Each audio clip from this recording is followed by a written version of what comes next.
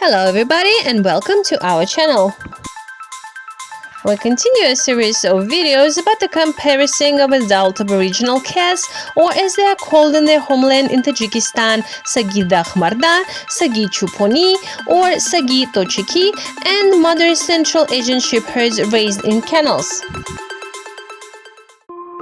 In the first part of this conversation, we were talking about natural selection of the Central Asian shepherd dogs, which is present to this day in the homeland of this breed, for example, in Tajikistan, and is completely missing in factory breeding.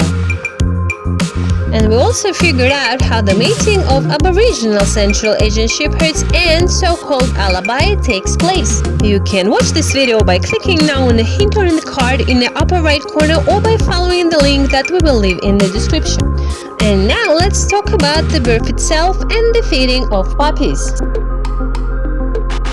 At home with flocks, the female does everything by herself and also feeds her puppies on her own until the puppies begin to get their main food, that is hunting mice, gophers, etc. And yes, of course, only the strongest of puppies survive, as well as the strongest female who is able to endure all of it. What happens in a factory breeding? As a rule, in most kennels, veterinarians are invited when birth of puppies takes place and help female give birth with various medical preparations. And then the entire offspring is pulled to life in different ways. If the female does not have enough milk, then the puppies begin to be artificially fed or pushed under the right nipple, or they support vital activity with the help of medical drugs. And all this is considered as a norm, but few people honestly will talk about it. Thus, most breeders completely exclude the factor of natural selection, at least in some way. And after all of this, it's not surprising that most factory cats are sick dogs, allergic, epilepsy, etc., and they pass all this on to their puppies. But is it possible to change this somehow in the conditions of factory breeding?